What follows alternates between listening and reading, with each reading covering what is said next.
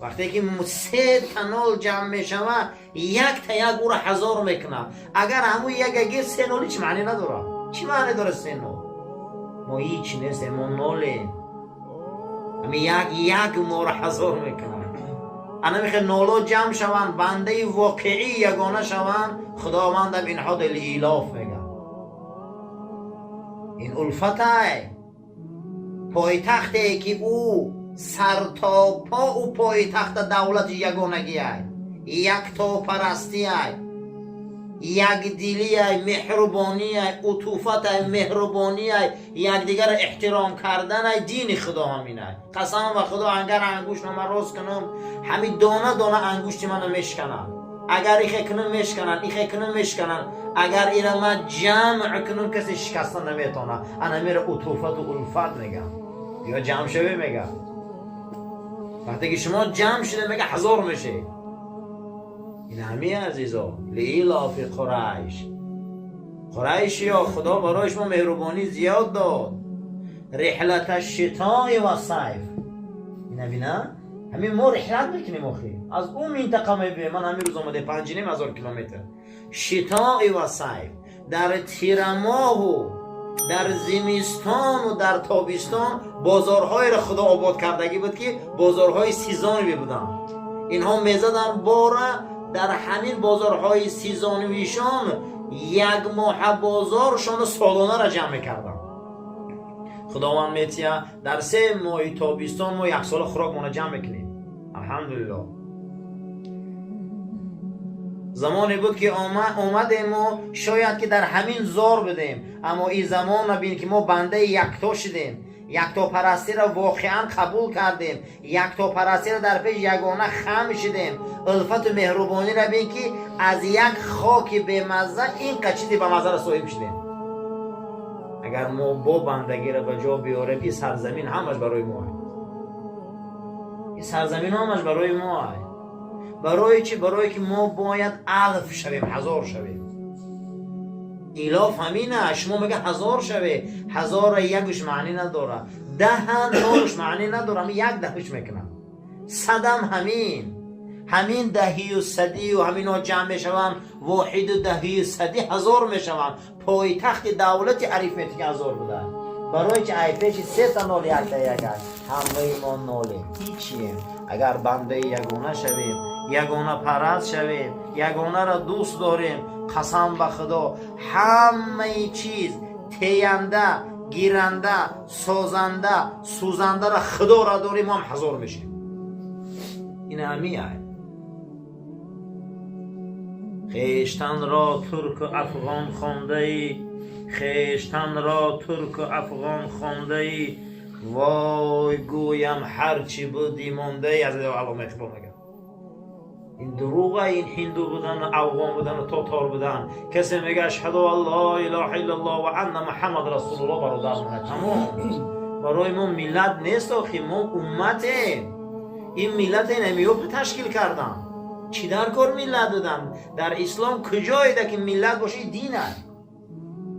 ما امتیم، فرق نداره. کسی کلمه شهادت میگه برادری ما هست. اسلام مرز نداره. دیگه افسوس. من همین گفتی علامه که این ترک گفتن، او را افغان گفتن، او را تاتار گفتن، او را این ما را جدا کردن، ما را پراکنده کردن. لیلاف قریش الافهم رحلت الشتاء و صیف. مهربانیش چی ای؟ 1000 بدن چی ای؟ عزت چی ای؟ آبرو چی ای؟ عطوفت چی ای؟ مقام چی ای؟ شما در این 2 فصل بازارها را آباد میکنید. از فصل بهار تا تیر ما ملت ما مثل مورچه ایجا را آباد میکنن. این خانه های بلند کی ساخت؟ قسم به خدا. این بیتان های بلند کی راست کرد؟ این کارهای سیاه را کی کرد؟ انمون ملتی که با وجود همین در این سرزمین با مسجد آورده. ما 1000 میکنه خدا. ما این همیم. ما پروای هیچ کس نداریم. ما فقط یک جای پروا داریم که او خدا هست. تمام. برای ما چی در کار؟ خون و پوست و نجات و این و آن لازم نیست. برای ما الفت لازمه. ما 1000 شویم. الافهم رحلت الشتاء و صیف. این بازاراتون آباد شد. کرته هاتون نو شد، ماشینا نو شد، دکانا نو شد، نول بده 1000 شده. ای سیاست و ای قدرت و ای حیبتون انسان ها میلرزن. خدا میگه مرد میقرش فلیعبدوا رب هذا البیت. اگه بیایی کعبه را صاحبش خم شوی بشناخید. یک کرمینه در تگ 25,000 کلان کننده میکروسکوپ تر میبینه. نه کرمینه این کرمینه قدرت بشه و روزه نعره میزنه دنیا میلرزه. شب فرا میرسید خداوند در قرآن داوود زلعید میگه. زلعید که حضرت داوود میدیدگی انسان راحت میکره فیگورشم آهانه میگریف میگن خیلی نوم میکرد. شب فرا میرسید میگه دست میبرداشت. خداوند در قرآن داوود اواب میگه. اواب یعنی هر چیزی را میدیده یادی خدا میکرده. تا روز میگه داوود گریه میکرد. حکومت خدا داشت میگه. نعره میزد میگه همون مشرکین همون دوره عمالق همون دوره آرامی ها و آشوری هایی که در اطراف بیت المقدس هم اصلا مشرک ها گرفتگی بدن نعره میزد میگه در میدان هوشاشان میرفت. این نعره ها را این زوری ها را همون یک خدره کرمینه که در پشت پدری همون را کمیتیه الافهم رحلت الشتاء و الصیف و الاف انموزات اخرت الهی میتیه. ملکه دور از خاندان یزدگور در زمان خلیفگی حضرت عمر وقتی شکست میخوره امپریای ساسانی ملکه فریاد میکنه تمامی بزرگای ساسانی و دولت فارس میشینه و بعد از اون میگه چشمش حلقه آب میشه. میگه چا کرده؟ میگه من زنم این سرزمین اداره کردن نمیتونم. یگان مرد بیار یک راهبر مونه من میرم. میگه کجا میری؟ گفته انا همون پسی بیابانی سوختگی و خانه های پست خرمازار میرم همون مرد نگاه میکنم که از داخل اون خرمازار فرمان میتیه در زمین ایران فرمانی او را قبول میکنم. من همون را بینم کیه او؟ من همین خمیگم که من چیز گوش نمیکنم این که ما قدرتدار دنیاییم. ما 3000 و 5000 سال دولت داریم. اینو نو پیدا شده مسلمانو. من رو میگه خلیفه همه را بینم میگن جیلکش 7 یا 11 تا پارگین داره و چون از مدینه گپ میزنه در زمین عراق و گوش میکنه.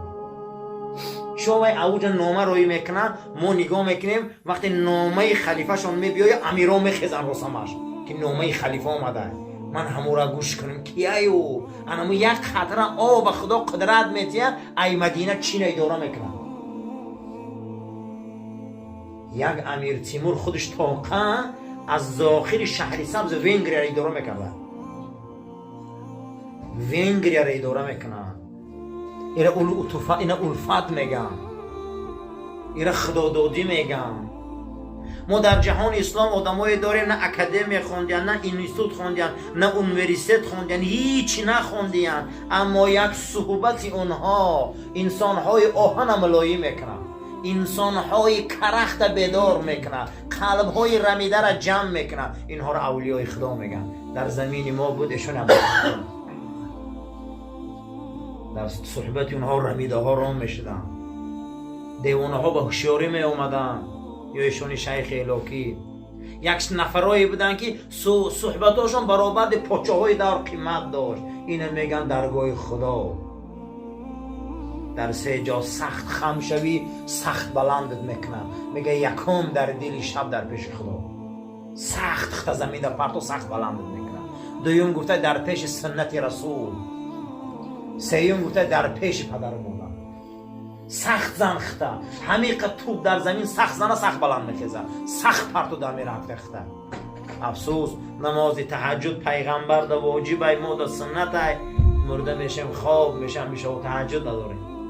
کسی در تهجد خوش سخت پرتویا او را خدا بلند میکنه.